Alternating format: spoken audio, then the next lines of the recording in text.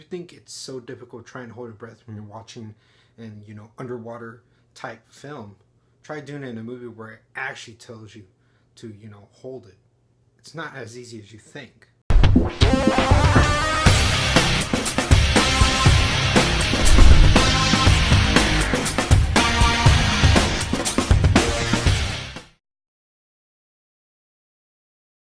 Don't Breathe is the second film from the director who did the remake of Evil Dead. Now he's taken on a more creative film project of his because Evil Dead, is coming off the success of those Sam Raimi's 1980s Evil Dead films. And this one is more of a film that this is a project he had. He brought back one of the main girls from Evil Dead to be his female protagonist in this film as well. He brought in the kid that looks like, a discount Percy Jackson from who has been in recently Goosebumps and Prisoners, and then some other guy that they just needed, not put a lot of importance on the actor because they're going to use him for, if you watch for the film, what they do. And then Stephen Lang also as the projected protagonist, but seeing how you see this film, you can understand either way of why these people did what they did. Starting off with the best thing of this film, it's just the creativity.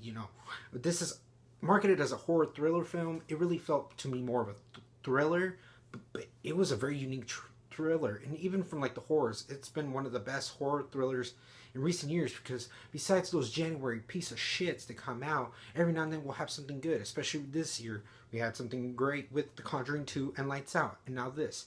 But from time to time, there's that one, golden gem out of all this piece of shit horror movies, because Hollywood has been treating horror like a quick cash grab. It hasn't been putting a lot of, work into it like it used to. And I like seeing these films, like those for example, come out and try their best and, try to put life back into the genre.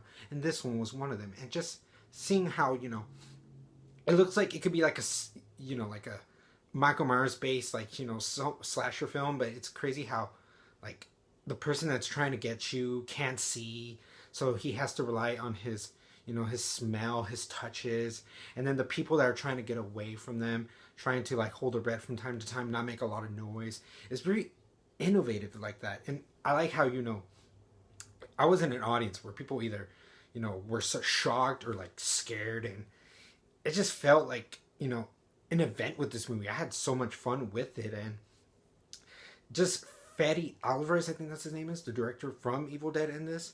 He did a good job just trying to capture that suspense. And sometimes he dragged it out because he wanted you to be like, oh come on, what's gonna happen? And oh my goodness, like let's just get on with it. But not in a way where it dragged like it was boring. It was just in a way where it made you feel uncomfortable. And the actors in this movie, they did a great job with what they were given. They sell it so good, trying to make sure this guy doesn't hear them. And Stephen Lang is a badass in this movie.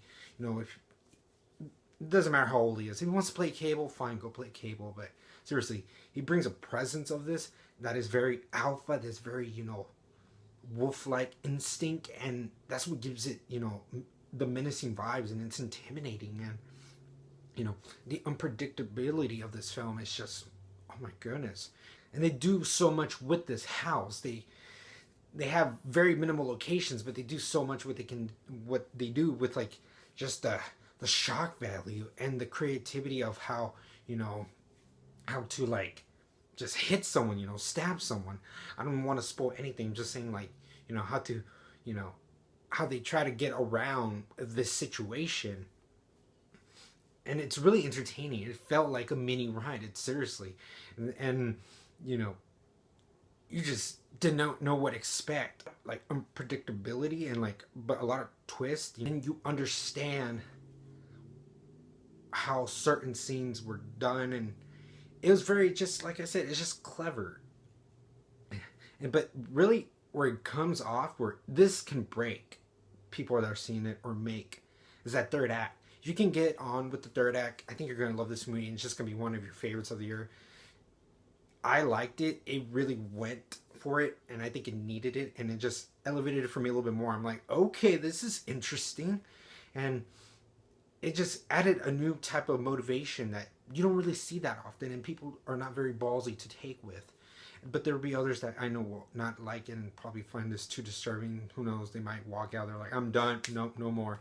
I can understand it too, but I chose I think it's the former rather than the latter, the first one, just in case I mess up with the words. And they just did a perfect thing. The music complemented so well with the scenes, and it presented himself as a character, just like the house alone, and then just, however the lighting was, it was trying to set the tone, but then, sometimes it could be a misleading situation and it turns out a whole different thing. It was just a pleasant and good experience, guys. I'm gonna have to give Don't Breathe an A minus. Let me know, guys, what you thought of Don't Breathe. If you guys actually loved the movie like me, or were you one of those that didn't like it that much? Let me know all this in the comments below. And as always, roll on Empire, laugh, smile, repeat.